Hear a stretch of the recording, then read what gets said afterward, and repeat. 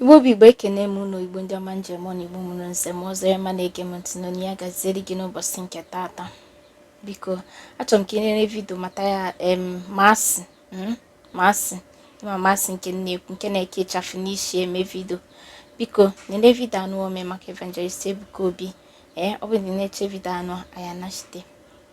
Evangelist Ebuka Obi amụghị n'ọkụ na Ngokpala Imo steeti everywhere na-agba hala chudi nke ese ịma ha Ebuka Obi na-emechi 100 days fasting and gịnị prayer ya na ine ya anya na-enwe amadi anya efu na turuturu na nwoke na ihe na-eme efu na turuturu na nwoke gamigara ihe na ọ nọrọ 100 days o buru ọnụ for 100 days eliho nni ọṅụghọ mmiri oliho nni anything abaghị ya ọnụ nothing na afọ ya dị empty for 100 days and 100 nights.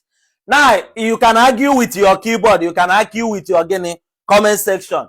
Mana ọ nwere nchọrọ ịgwa ụnụ ọnwụ na ibelieve ha na Ebuka Obi ma ibelieve ha na Zion ministry mee mistake ga Ngokpala. My brother, ihe Ebuka Obi rụ na Ngokpala wụ ihe ndị ilo furu chọwa ụtọ. Ihe Ebuka Obi imirikiti ihe na-eme na Ngokpala wụ ihe na-awụ onye kpọgodere Ebuka Obi asị ja ma ọ dị a okwu eziokwu by force. This young man na try kwa meme ha in as much as na ịma na personal business Ebuka Obi ka ọ na-ebuild, anyị ma na empire ya ka ọ na-ebuild. Ọwụ na 100 days fasting and prayer dey pay ya mana evu on every year, so ka with his business ọ gbasaghị. Mana I will acknowledge the young man of the recent development o wete n'Imo State, o wete n'Igbo land. Ma ọwụ na ịma ha those locations niile ụmụazị Igbo na-eme invest there and is paying them. So also this 100 days fasting and prayer and this Zion ministry ewetere there, agwagi so many people on a feed. Now for you that will be arguing, I want him how many ndokada niile nọ n'Imo State ọ nọ na Ngokpala family ha okada ọwụna ma ihe ọ na-eme. So also this movement niile this few days ihe na Ngokpala okada ọwụna ma ihe ọ na-eme ya awa foundation unu ma ugodi 3 bedroom flat ma ọwụ na onye ma ihe ọ na-eme onye mwe save ego. Anaghị ekwuzi ndị na-esi nri that will have a massive sales or the go sure. Na anaghị ekwuzi ndị na-ele mmiri, a lot of businesses that will revive the life of people na Ngokpala adigo down. Anaghị ekwuzi other investment, anaghị ekwuzi other development. My brother, ka gwa na onwe anyị nke weziokwu, Ebuka Obi did massively well by iwe that ihe o wedatara na Ngokpala, by iwe that ihe o wedatara n'Imo State. At least nke a ka a na-akpọ turu akụruo ụnọ amara onye kpatara ya.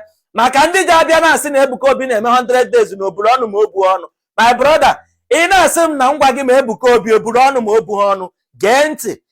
Mụ nwee ịsa gị ya dịka mmadụ ịla ahụchụla tete gwa gị na gịnị o ji aka were sutu 2-story building na nlọ kuri 2-story building na nlọ. Gị na ya na-eme argument iso ya wee lọ nlọ esoghọnya wee lọ nlọ. I cannot answer you ma Ebuka Obi o mere 100 days fasting and prayer no si oburu ọnụ. Eso m Ebuka Obi bili, eso m mmụọ gbara ya eso gbom. Mana whatever thing ahụ na ọ na-eme na-emove the young man. At least every year a na-enwe gịnị another thing dị different maka that 100 days fasting. Ma ọ na ọ na-ama ha every year emere ya a na-enwe another massive testimony, a na-enwe another development, a na-enwe another bigger improvement, a na-enwe another bigger testimony. Na shock everybody, na shock ndị ilo Ebuka Obi niile. And gịnị is high time anyị nyere that young man credit ya. Ma ọ dị fake ma ọ dị ho fake, the development ọ na-ewetegodi n'Igbo land is favoring everybody. The development ọ na-ewetegodi is favoring everybody. Na Ngokpala na the people run hotels there will be benefiting. Na Ngokpala na ndị rụrụ factories around there will be benefiting. Na Ngokpala na people run filling stations there will be benefiting. Na Ngokpala na a na-ekwuzi workers no na na-akwụ ụgwọ na data divis a na-alụ dia. A na-ekwuzi how many people na-alụzi job dia a na-epay. So the young man is doing massively well for himself. And the chukwu ma mmụọ ọwụ na ji ya arụ ọrụ, mmụọ ọwụ na ọgbakụrụ ji ya arụ ọrụ ya jidesie ike. Ana m asị ya na ọ dị fake. I cannot verify ma ọ dị fake. Awụghọ m chukwu. Ọsọ chukwu ma na ọ dị real ma ọ dị fake. Mana nke anyị ji wee fụ nna development that young man wetara n'Igbo land onwebeghị onye wetara ya. The development that young man wetara na Ngokpala, if ihe na-eme na Ngokpala onwebeghị onye wetara ya.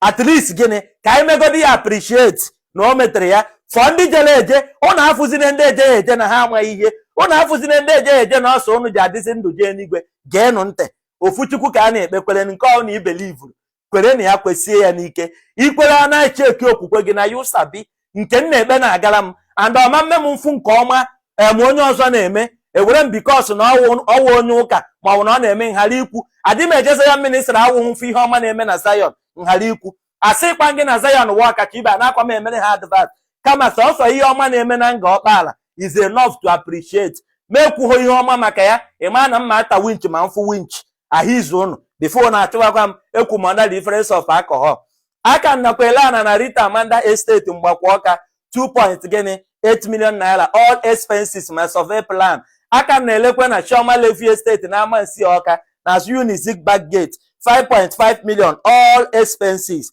You can pay instrumentally. You can pay instrumental. Ijide ego nwayọọ nwayọọ kpọọ phone number m 07036386755 WhatsApp m ka anyị kwuo ka ị na-eme payment ihe enwe ana you will get land gradually ikwe ịkata ụgwọ inwe ana. A lot of people enwego ana n'aka m na ana m ekene ndị na-eji trust ego ana n'aka m nke m wee igosi gị ana dị genuine lesi gị ma nwa akụkọ onye na-ele ana for 9 years for 8 to 9 years na-enwebeghị any story onwebeghị onye kọrọ m ata and ana m ele ana massively every month were na magodi na ana na-ele dị legit bịa gole ana ahụ izu ụnụ ama m niile nchego ya bụ video so si ihe nwere ikwu na this video kita anọ abụ first of all I will say Mercy, God bless you.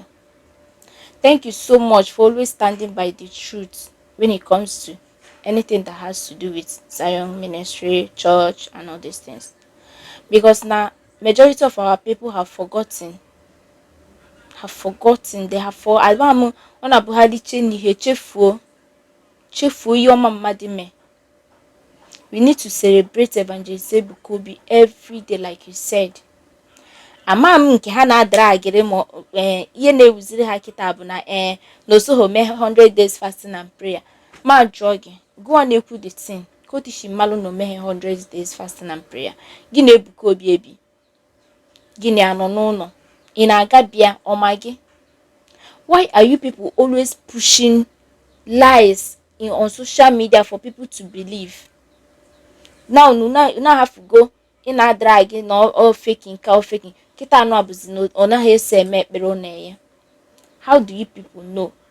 Looking at this young man called Evangelist Ebuka Obi before this 100 days fasting and prayer started, looking at him then and looking at him now, so you will not see the difference.